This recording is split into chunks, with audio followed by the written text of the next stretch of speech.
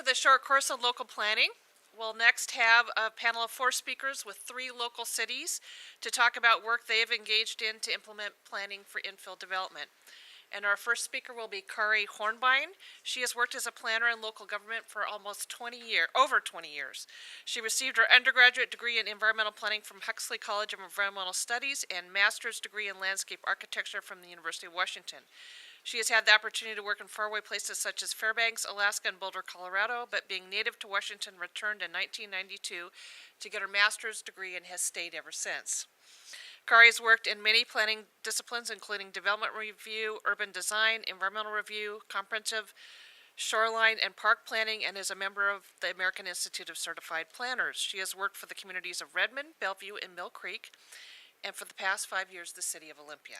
She enjoys all aspects of planning, engaging with the public, and making positive contributions to the community she serves.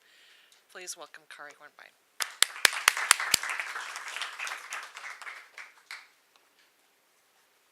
Thank you very much.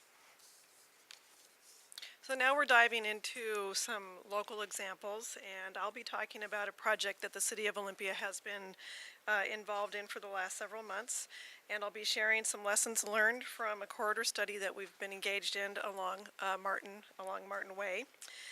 And when we embarked on this project, we started off with certain assumptions.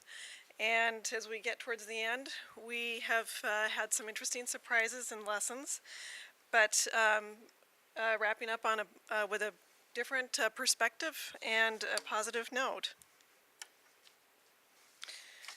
Olympia has a long-held vision for mixed-use development, infill development, and redevelopment along our major corridors. These corridors include Martin Way, 4th Avenue, Harrison, Black Lake, and some others that I won't get into, but we have several corridors for which our corridor vision applies. Building upon the Regional Transportation Plan that was adopted in 1993, Olympia then created its own aspirational vision for its corridors, and in 1994 adopted policies and goals in its comprehensive plan. And I'll just would just like to paraphrase from one of our goals, land use goals, that talks about transforming arterials that are characterized by strip development into vital, attractive mixed-use districts that appeal to pedestrians and enhance the community's image. They support infill and redevelopment over time, served by alternative transportation modes such as transit, vehicles, bikes, and pedestrians. The vision supports higher housing densities close to jobs, services, and shopping. So why did we pick Martin Way? Well, we have other areas in Olympia that have seen development and redevelopment, such as the downtown and the example that Thera gave in her presentation. This particular part of Olympia, between where Ralph's Thriftway is and as we approach Lacey city limits, has seen very little development over the last several years. And over the last several years, we've been asking, well, why? Why aren't we seeing anything? We get nibbles, we get interest, but nothing happens. This is an area that is close to downtown. It has excellent transit service with 15-minute intervals. And so we are interested in knowing, what are the issues? Is it a lack of infrastructure? Is it market conditions? So these are things that we wanted to explore. And so we embarked on this process where we hired a consultant and we defined a scope. But the area for which we developed the scope is outlined in red.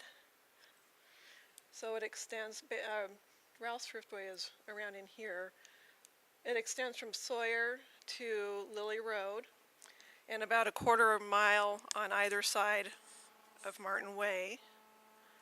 So within this area, we defined some project goals that essentially form the basis of our scope of work for our consultant.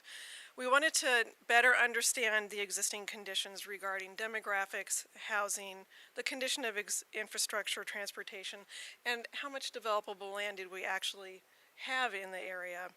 We also wanted to better understand what was happening with the market. We went into it with a certain assumption about the infrastructure being the key barrier, but we also wanted to learn more about how much did the market influence what was happening in this area.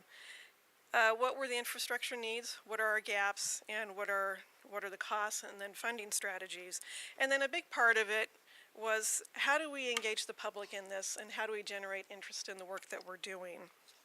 And one thing that I do want to emphasize that's a little different from the other projects that you'll hear about is that we didn't go into this thinking that we would develop a district plan with a defined vision and regulations. We wanted to take a higher view, and just to get a better understanding so we could position ourselves in a better light, depending on what we learned about the project. So what's there now? This is a land use map that shows the various uses. The yellow represents the residential. The reds and pinks and oranges, commercial. There's the blue are all the medical services. And you also see some blank land in the center, which you think might be ripe for development, but is actually constrained by critical areas. I'm now going to just run very quickly through some slides now on the ground. We were on the air, and now we're on the ground, showing what we have out there. We have a mix of commercial uses. We have a mix of residential. Residential uses. Our average age of a home in the Martin Way area is 60 years, so it's an older housing stock. We have healthcare as a major property owner and employer, as well as transit with intercity transit. And then we also have some great amenities that come along with the wetlands and the streams that are in the middle of the corridor that offer recreational opportunities, water quality functions, open space and natural habitat. And then of course there's Martin Way itself, which is in various conditions of decay. You can see on some of these images the condition of the road surface, the absence of sidewalks. In general, it lends itself to an unsafe condition for pedestrians and cyclists. Public outreach was a very critical piece of this. We took a different approach. We did a lot of business outreach thanks to the help from the Thurston Economic Development Council, residential survey with the assistance of the Housing Authority, and then some focused business interviews that our consultants conducted. And then earlier this month we had a really great, energetic public workshop where we looked at the west end of the corridor and got some really good ideas from residents, business owners, and other interests. And we heard a variety of messages that are summarized in a number of documents that are on our city's website. Some of the preliminary findings as we approach the end of the project, will be wrapping up in the next few weeks. We've learned some really, really interesting and important things. We went into it, as I said, thinking that infrastructure was a big issue. It's not as much of as an issue as we thought. So there's market conditions. Rents are low, values are low, and so there's not as much income generating potential. There's a competing supply of land in the region that makes our area a little less attractive, combined with some of the constraints with the critical areas. And so we have to shift our focus to think that development is more of a long-term proposition in this area.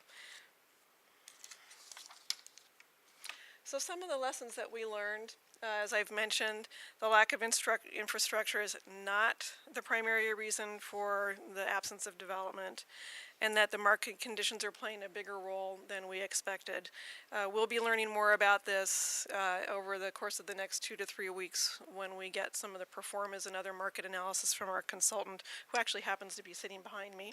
And that instead of looking at a corridor-wide basis, maybe we need to be honing in a little bit more on certain nodes within that district.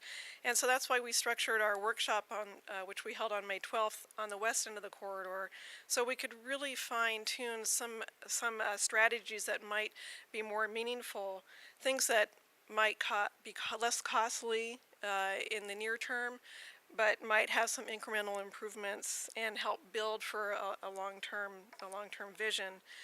So as we look forward, one of the things that I'm excited about is how do we hone in on our vision for corridors through our comprehensive plan update, which we're in the process right now. And instead of looking at a one-size-fits-all approach that our comprehensive plan currently takes, do we take a more distinctive approach and look at the districts and the personalities and characteristics of each of the districts? And so, in closing, I think my takeaway from this process has been that there are challenges with encouraging infill and development in the Martin Way, but it's leading to some really interesting opportunities that I hope we can implement in the future. Thank you.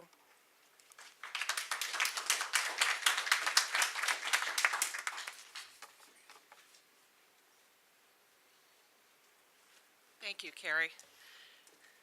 Next, we have David Ginther, who is a city planner with the city of Tumwater, Washington. His work over the past 15 years has involved comprehensive planning, including sub-area planning, rezones, code and development regulation amendments, annexations, interjurisdictional coordination, floodplain management, natural hazard mitigation planning, and GIS mapping.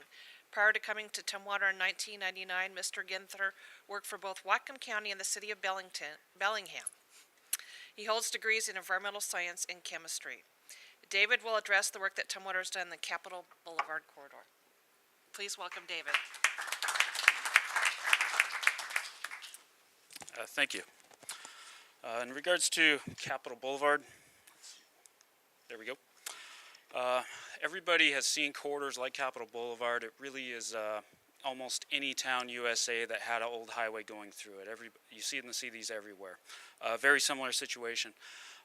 They're not so much as an eyesore, I believe, as more or less an opportunity. And that's really how we approach this with Capitol Boulevard in Tumwater. We're looking at about a mile-long section of it there. Of course, Capitol Boulevard goes all the way into Olympia, and it's Highway 99, so it goes quite a bit further. But we were really concentrating on the core of it that was in Tumwater. Basically, between the road you're at here is a road, and about a mile north to the Trosper intersection, which is the busiest one in Tumwater. Now, of course, I did have to put the warning up there, no yawning. Somebody sees process, and they're going, oh, no. Really, it was very important from the beginning to get the community's input in every portion of the community, not just put an ad in the newspaper and do the usual notice, say, hey, we want some input. On the next page, I'll get into some of the various methods we employed, but it was very helpful, very essential, and I'll say it was critical to get everybody's input on this, no matter how far-fetched their ideas may be or how trivial they may have thought they were. We wanted to get those and make sure that we included everything in the plan. We did do quite an analysis on the plan. The team did include economic analysis experts, which is very important nowadays. As some of the previous speakers mentioned, if you zone it, they won't necessarily come. You need to know that it can actually pencil out. Of course, you have the rest of the team is made up of the traditional components such as transportation analysis, land use experts, and public outreach help as well. To do your plan for a corridor like this, you need to make sure you don't just say, we want this, you need to say, how can we get there? So a major component of the plan also is implementation. How do we get there from here? And the longer you wait after a plan is done, the more difficult it will be. You get turnover in electeds. The public starts to forget about it. You have people coming and going in town as well. Businesses come and go. So you need to act quickly and get right on it immediately. Start fulfilling part of the implementation plan and keep it in people's keep it in sight. You want to make sure people don't forget about it. Here's a summary of some of the outreach efforts. I'm trying to cram 3 years worth of work into 10 minutes here, so I'll be quick on this. We did send out a tremendous amount of letters. We used the USPS to send to every available address within postal delivery areas. That sounds a little bland, but there are these huge areas around the corridor that we sent to, and I got people from other jurisdictions saying, why are you sending this to me? I'm like, well, the people that use Capitol Boulevard is a broad range of people. It could be commuters, workers. We have thousands and thousands of state workers on the corridor. Could be just people coming off of I-5 on their way to Olympia. Who knows? We wanted to make sure we got to a lot of people, so we had an email list sign up. that was very successful. We got a lot of people who really appreciated being notified by email. I'll say the two most critical things here were the on-site interviews. We did about 270 interviews with business owners and property owners, as well as citizens who just wanted to be talked to. These are very effective. We went to their site, to their business, to their home. And that kind of personal interaction, the mayor participated in most of these, as did the city administrator and a couple of the department heads as well. We really got the one-on-one info that we needed from these people. It's very key when you have property owners up and down the corridor who have been through several planning processes over the last few decades. They may have some insight into what happened last time, what didn't work well, and so on. And then we did have quite a few public meetings, open houses, and presentations. We really had a wide range of these. We had the huge open houses where we had 100 people show up at each of those, all the way down to the neighborhood meetings where we might have a tiny area off to the side where there might be some road connections or something going on there. We wanted to get that neighborhood in particular, get their input, their comments. And you'll see this scattered throughout the plan. If you take a look through it, you'll see we included those comments and incorporated the plan, adjusted the plan to meet the neighborhood needs and expectations. Here's an example of one of our public open houses. You can see it's a combination of polling, which is all the blue dots, gave people dots to vote on what they liked. Before that, we had sort of a charrette as well, with people calling out their ideas. The consultant team would draw it up. We put it up on the board. And we photographed this. Photograph is actually in the plan and is discussed in the plan, and this is a key component of the plan, is the public input. And what we got out of all of that public input was essentially, you can boil it down to about three main ideas, and we sort of used the three-legged stool as the symbol for it. People wanted the corridor to look better. They're not very happy about the way it looks right now. I don't really recall any input, someone saying it's beautiful, keep it as it is. So that was great to hear that there wasn't any resistance to change about the look of it. As is mentioned, people usually are adverse to change, not so much with the look of the corridor. So that's an opportunity. The economic function, we have quite a bit of empty storefronts, businesses come and go, empty lots, underdeveloped, and so on. So that sort of ties into the aesthetics as well when you have empty storefronts. So we knew that that'd be a major component of the plan, how to stimulate economic activity, make it a better place to do business. And then, of course, transportation. If any of you have ever driven that corridor, you'll notice at times it's a little bit difficult to navigate. If you've walked it, that can be a little bit concerning. You're just a couple feet from the edge of the road. The sidewalk is right on the edge of a 35-mile-an-hour road, and that's not real pleasant. And there's no bike lanes, and that was brought up a lot by the public as well. The visual appeal, you can attack that from several different methods. Obviously, the power lines, that's one of the spots along the corridor. We have about a 1-mile corridor, and we have about 3.5 miles of overhead utility lines. So there's a little bit of clutter up there that through projects the city can help to minimize. That's not something you put on an individual project to clean up the whole corridor. That's a citywide thing. Some of the other stuff can be as small as, moving the dumpster back, get off the street, deal with graffiti immediately. So it's a broad range, all over personal responsibility on small stuff that's easily taken care of, and to the huge projects of undergrounding utilities. So it's not just the private sector, it's also the public realm as well. Transportation, I might use the pointer on this a couple times because I had a couple comments about these. I'd mentioned people wanted to see bike lanes and better alternatives for getting around. My first reaction when I see the picture on the left here is just ugh. I'm sure some of you have turned a corner and ran into a wall of traffic like that. It's not pleasant, and that happens all the time. So we've got a bottleneck at the north end of the corridor. Everybody has to funnel into one roadway to get through there, and there's problems with that. If you notice the other one up here, there's a lot of traffic coming off there, but if you look closely, you'll see that there's 2 empty lanes and everybody's in one lane. So more efficient use of the area as well. So we'll be taking a look at that through a value engineering study, as well as a transportation engineering and design for the corridor project as well, taking into account what do we have, how can we make it work better. And a couple other things about the pedestrian friendly. This is a mid-block crosswalk here. It's at a T intersection, sort of called mid-block crosswalk. That's probably the scariest mid-block crosswalk I've ever seen. Most people won't use it. They'll actually walk another half mile or so to get to a quarter mile or so to get to a safer spot. It's pretty scary, especially there's a bus stop over here, so IT was involved with our focus group for the corridor, and there was a lot of discussion about where bus stops should be in relation to that and so on, and they've been a key partner in our plan. I noticed a couple of the staff here in the audience as well. Oh, and lastly, just say yikes if you're standing on a corner and you look at the pole and you notice the big dent and scrape marks in it.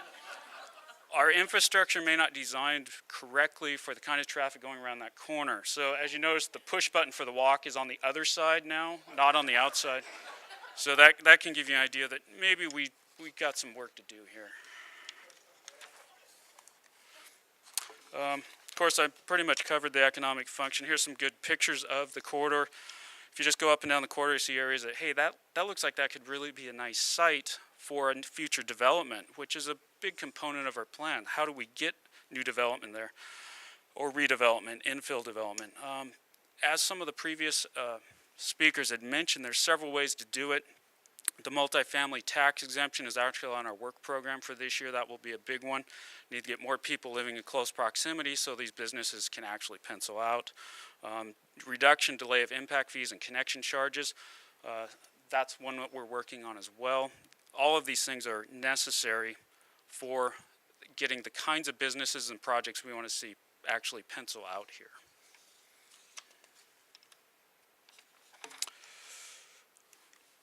So that sort of leads into how are we going to get all of this done? What are our implementation actions for this corridor plan? Well, the first step is getting the corridor plan adopted. And we did the zoning at the same time. We also did the design guidelines. Now, the design guidelines, as one of the, I keep mentioning the previous speakers, the design guidelines are very thorough. We believe that they give people a broad range of actions to meet the requirements in them.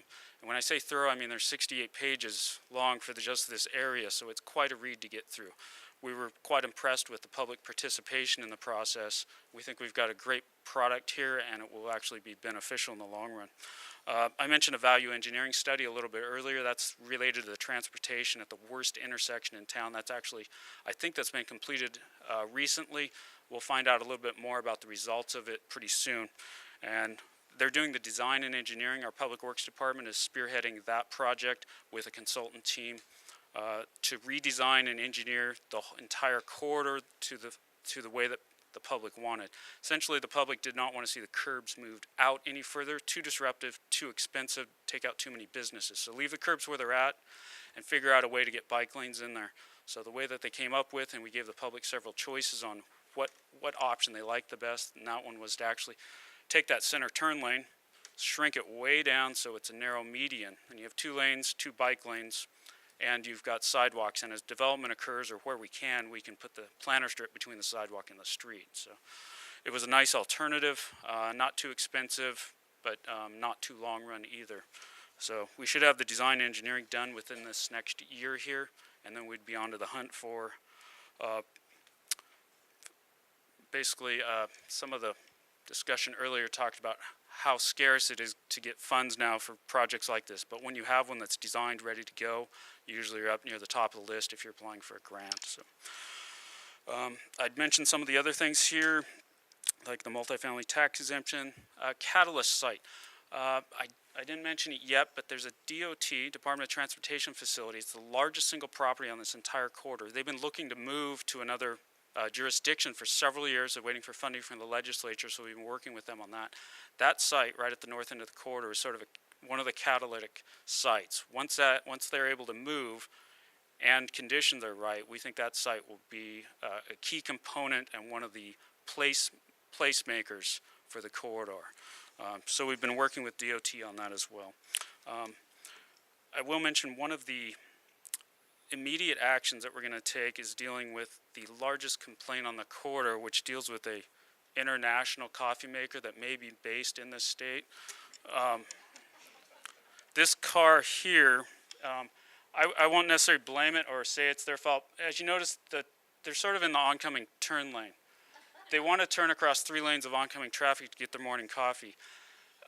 Most of the locals know the route around through a couple parking lots and an access road that's sort of private and so on, as do the residents back there. But One of the components of the plan is actually dealing with this access issue and then creating a new and separate access street for the residents that live behind there as well as the businesses to make it easier to get in and out.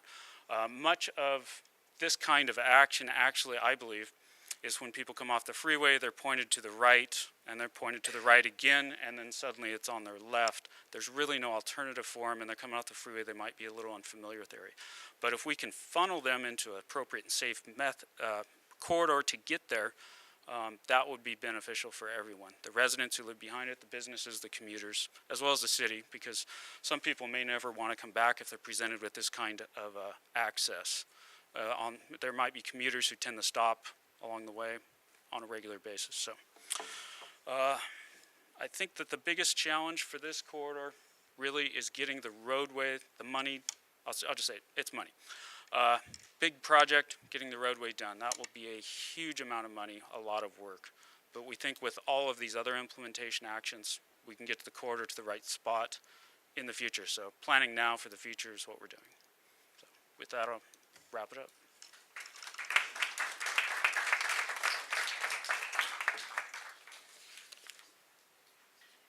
Thank you, David. Our next speaker is also with the City of Tumwater. Tim Smith is the planning manager for the city. He has worked in the field of local government planning since 1990. As the planning manager for the City of Tumwater's Community Development Department, Tim manages the long-range planning division and is responsible for working with the City Council, Planning Commission, and public to develop and implement the city's annual long-range planning work program. Prior to joining Tumwater in 1996, Tim held planning positions at Island and Chelan counties. Tim is a graduate of Western Washington University, where he studied geography, environmental planning, and cartography. And Tim will address the work that Tumwater's done for the Brewery District corridor. Please welcome Tim. All right, good evening. So I'm going to tag along what David was talking about. David was talking about a fun project we're dealing with, corridor planning. The Brewery District is really about nodal planning, commercial nodes along the corridor, and that's the Brewery District. This is a district that is one of the older commercial areas of the city at the north end of town. It's unique in a couple of ways. One is that it's really a service area for both Tumwater residents at the north end of town as well as Olympia residents that live in south and southeast Olympia. It's also unique because it was anchored for years by the Olympia Brewery, which produced beer in Tumwater for over 100 years. In 2003, the brewery did close permanently, which left a real hole in the city. And the city has been working on a number of fronts to assist with the redevelopment of the brewery. And this is one of those projects that we're hoping helps the area prepare for the redevelopment of the brewery itself. And so, let me advance the slide here. So there's a couple major real purposes for this plan. One is to improve the transportation system, and that really is twofold. One is a lot of the roads within the Brewery District are very old, developed in the 40s, 50s, and 60s, and so really they're developed during the day when the car was king. And so you have very wide lanes of traffic with very narrow sidewalks where sidewalks actually exist. Probably the average sidewalk width is 4 feet, which is pretty inadequate for folks to walk two abreast down a sidewalk. The other major issue is congestion. Custer Way, which is a major east-west thoroughfare for commuters from East County as far as Lacey, to get to the freeway, I-5 and 101 in the morning and evening is very congested. It's a constrained corridor, and widening it really isn't reasonable. So this project was looking at an alternative route across or eastward so commuters could avoid the Custer Way corridor. Other major project goals were to encourage investment in new businesses, enhance shopping and services for area residents, allowing new existing businesses to prosper, and to create opportunities with the brewery redevelopment. And so this is a picture showing kind of the regional context of where we're planning. You have the Capitol Boulevard corridor that David was talking about, and to the north of that, along Capitol Boulevard, you get to the Brewery District in red, and in purple are the brewery properties. So you can see that the brewery properties comprise a major component of this district. The city spent a lot of time 3 years ago visioning for that through a community process to determine what the best reuse of those buildings are. Again, this project really focused in terms of land use for the areas around the brewery, and then with the transportation system as well. So here's a blow-up of the study area. You can see here's outlined in black is the Brewery District with the brewery properties in purple. The two commercial areas where we're focusing our land use efforts are in red. You have the north focus area, which is anchored by the Safeway grocery store. You can see up here in the top. And then you have another small collection of businesses and services for area residents, including restaurants and other retail uses. And then to the south, you have a smaller commercial area that has some restaurants and smaller shops that is also providing services to the residents. So those are really the two focuses for our land use visioning for this project. Transportation, again, we're kind of looking at the whole area and how it can work better.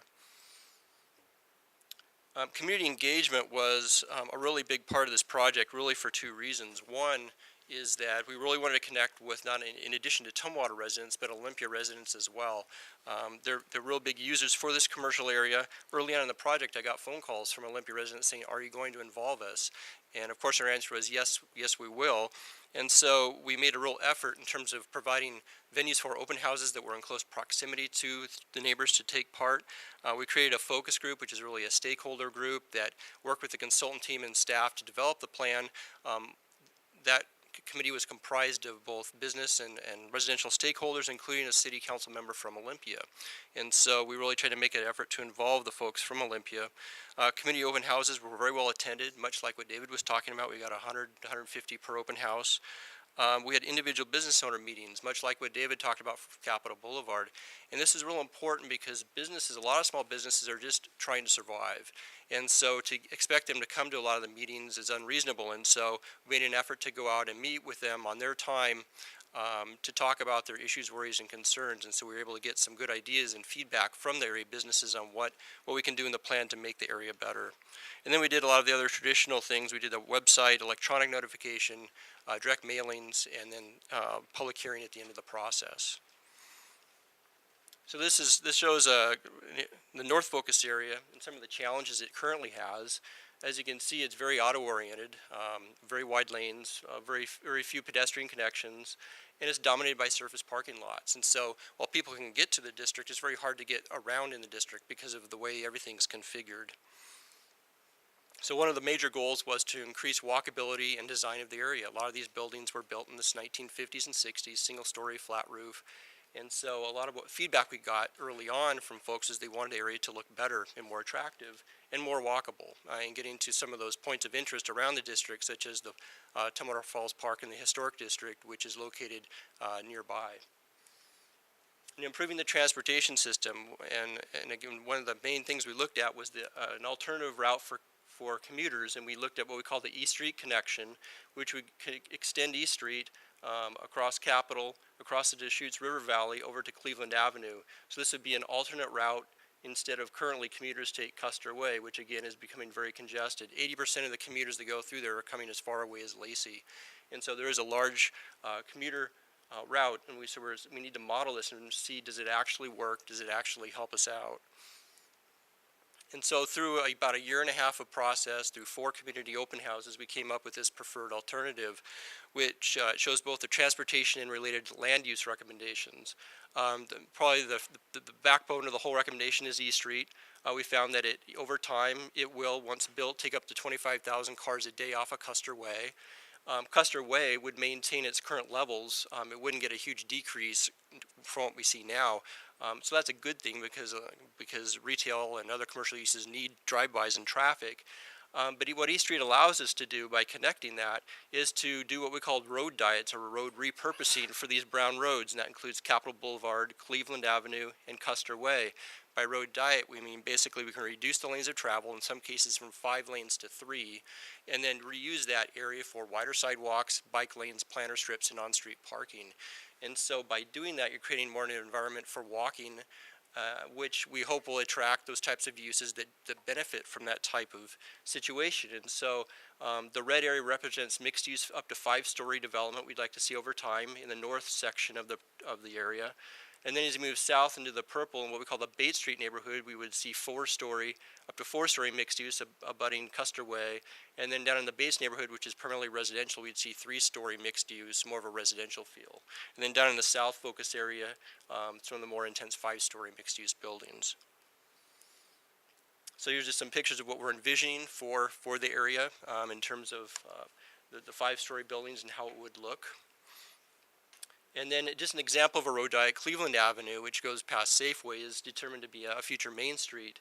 As you can see here that currently you have 20-foot wide lanes and a 12-foot turn lane, so it's a very wide right-of-way. Intercity Transit currently uses that for their on-street bus transfer center. They've agreed over time to move that transfer center over to Capitol Boulevard, and that would allow us to repurpose the road to create what you see below, where you have the narrower 10-foot lanes, wider sidewalks, and the bike lanes and on-street parking. So that's what Main Street looks like today, and this is what we hope it looks like in the future. So it's quite a dramatic change. Again, it's not going to happen overnight. It's going to take a number of years, but that's what the vision is. And then for Bates Street neighborhood, it's more residential in character. We worked with the urban designer to work with a neighborhood group to do some drawings of what they hope the area would continue to look like and retain the craftsman style residential type of housing. And so we were developing design guidelines to encourage this use. And this is more of Bates Street neighborhood on the periphery, which have more of a commercial feel. Top actions moving forward.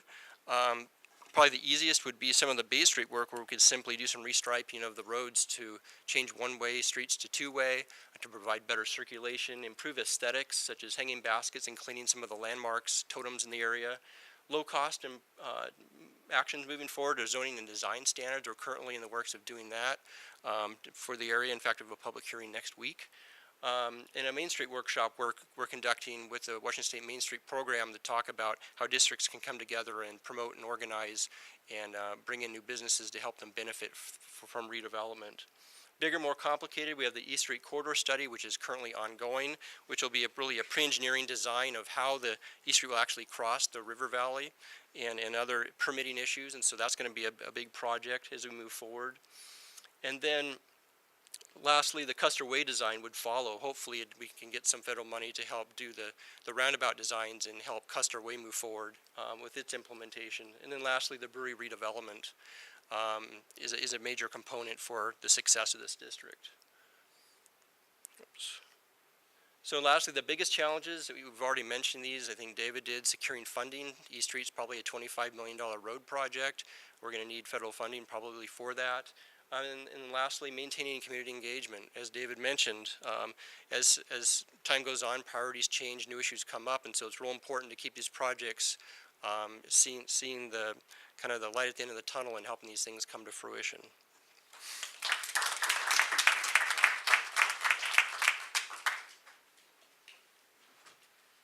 Thank you, Tim. We turn now to the City of Lacey. Ryan Andrews has been an associate planner at the City of Lacey for over 8 years.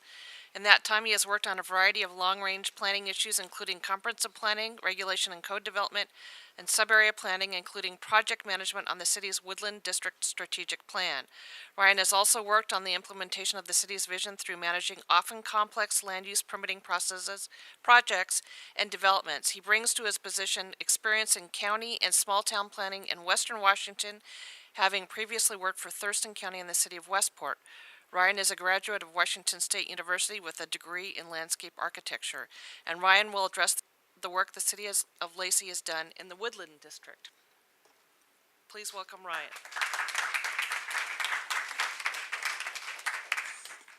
Thanks, Heather.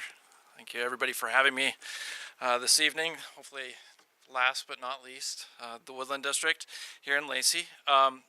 What you see in front of you is the cover to a strategic plan that we developed over about a year-long planning process that culminated in a strategic plan.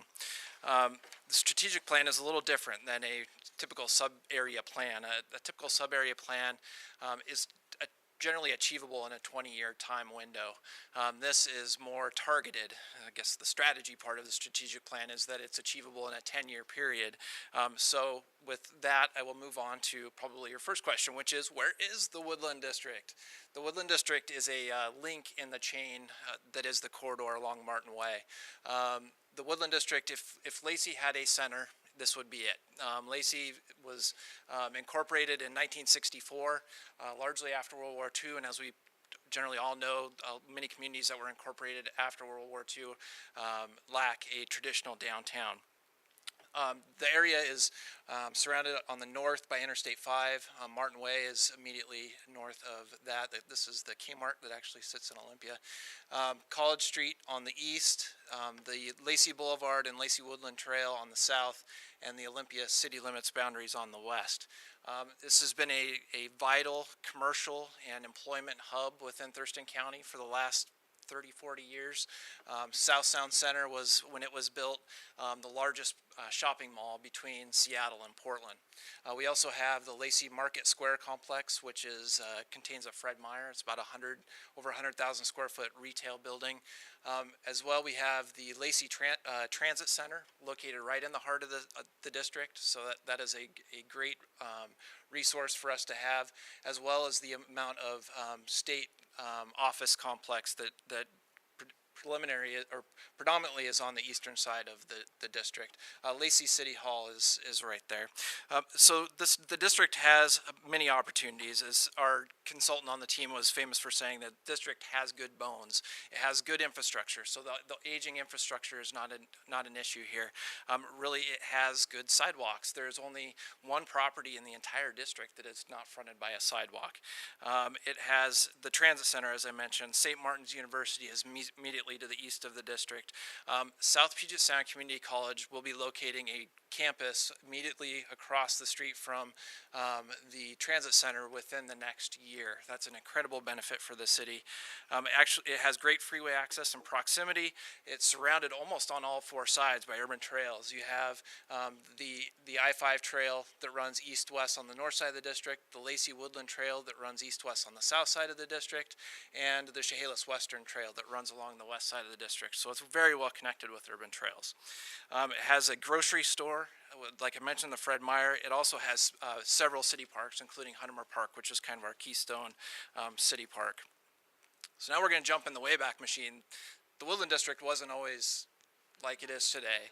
And I think a lot of people forget how far the city of Lacey has come in the last 40 years. This is Pacific Avenue. Right now, the gap is being bridged over Pacific Avenue, basically where this picture was taken on the Chehalis Western Trail. This is from the old railroad trestle that used to be there. If anybody's familiar with Lacey, as you enter from Olympia, the Kite Girl sits right here today. So you can see a lot. We've come a long ways in the last 40 years. I don't think there's any sidewalks there like there is today. The city started planning this area back in the early 90s. The city leaders at that point established some goals and policies that set forth some planning efforts as this area became the city's central business district. It culminated in a downtown 2000 plan that was adopted by the city council in 2000. And what that did was it really established some of the key goals that you see up on the board today. So encouraging a density and diverse mix of uses in the center, creating a core area that is strongly pedestrian-oriented and transit-friendly, creating a strong identity for the core area, and create places that provide for the needs of a diverse population of different ages. As time happens, so this was a 20-year plan. This was the original sub-area plan for the Woodland District. In 2011, as a result of kind of the downturn in the economy and some other factors, the city enlisted the help of a group of stakeholders in developing what we call the 2011 refresh. And at that point, the goals that were established as part of the Downtown 2000 plan were validated. So that's the important thing with our planning process and project, is that it didn't materially change those goals. It took those goals and is taking them to the next level. So what we established in 2000, the city reaffirmed in 2011. In the preceding time, a lot of things happened, the downturn in the economy. We were left with 240,000 square feet of vacant office space in the Woodland District. So at that time, we were lucky enough to obtain the grant, and the timing was perfect. A lot of those buildings that were held in state offices were purchased by a development company who was directly involved with our stakeholder group. So this gets into how our actual project progressed. Our community outreach consisted of a steering committee made up of business owners, property owners, commercial property broker, St. Martin's University, South Puget Sound Community College, residents, Thurston Economic Development Council, and Intercity Transit. also business owners, large property owners. We had conducted the Thurston Economic Development Council conducted a business survey as well. We did a walkability audit, which is kind of the walkabout idea that Joe talked about. We held community events at Hunter Park. We held public open houses and a visual preference survey. You can see, Joe touched on this as well. You can see the folks with the keypads that right there in their hand. And if anybody's interested, we're going to do another one tomorrow night at the Lacey City Hall. And then also did kind of your typical project website and Facebook page. One of the things that's unique about this district is there's not a lot of residents. We do have about 125 dwelling units in the area, so our community outreach was really focused largely on commercial property owners and the like. So within our plan, there's the urban design concept, which is basically breaking a sub-area plan into even further sub-areas.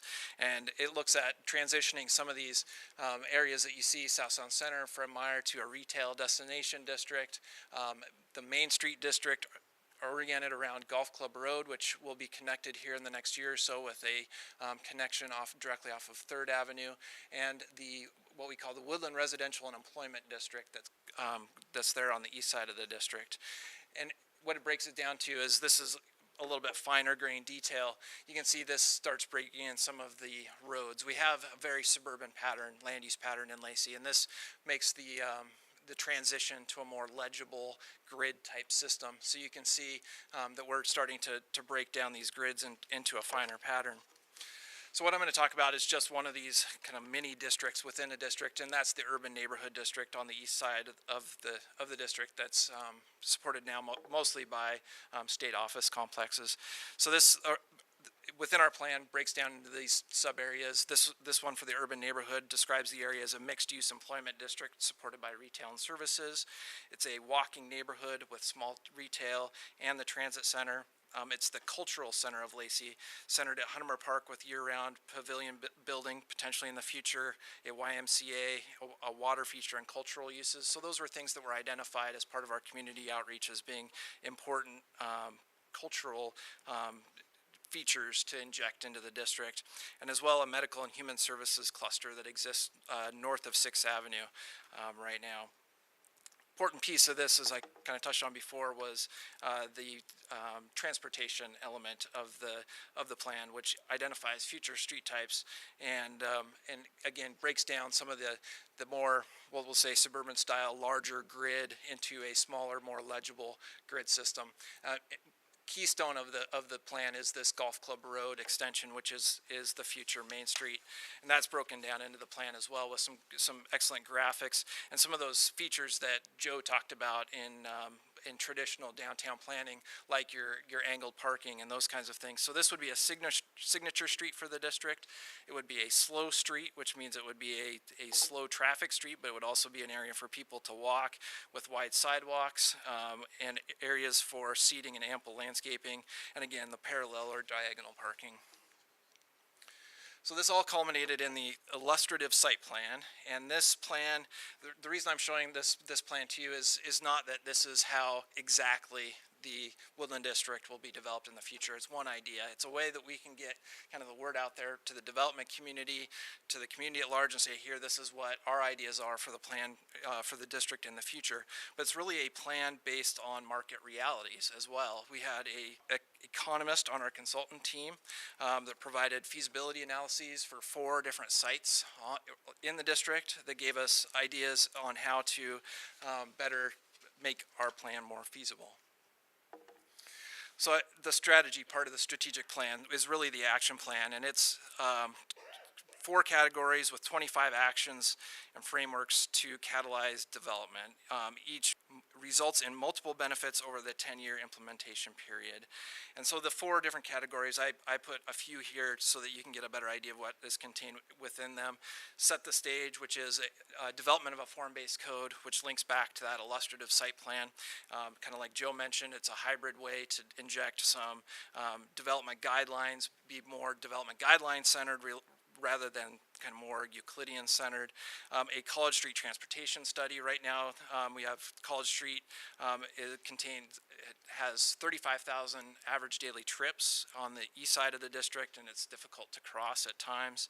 Improve the investment climate by the multifamily tax exemption and golf club road connection. Include some of the strategic partnerships, South Puget Sound Community College, which I highlighted because I think it's the most vital, as well as their Business and Entrepreneurial Center that they're partnering with the Economic Development Council on to help foster economic development and be a springboard for people coming directly out of college and being able to get directly into the business climate. We have good momentum and good support, especially from our community, from our developers, and from our city council. We have the city council has set aside $100,000 for a form-based code to be developed in this year's work program, as well as the multifamily tax exemption. There are some low-hanging fruit that are achievable within the plan for little money. However, to achieve the full plan, additional sources of funds will be needed to be made available. And then the second biggest challenge that we have would be the time needed for redevelopment and implementation. And this is where folks like Mark, who I'm going to set it up for Mark to come in because Mark's going to talk about some of the implementation measures. Because really what it takes is the development community to make these implementation measures happen. It's not just a result of a city coming up with a plan. It also requires partnerships, and partnerships include partnerships with the development community to make those things happen. And it's not something that you snap your fingers and overnight it happens. It requires a lot of time, requires a lot of effort, and it requires a lot of follow-up. So with that, I think that's it. Thanks.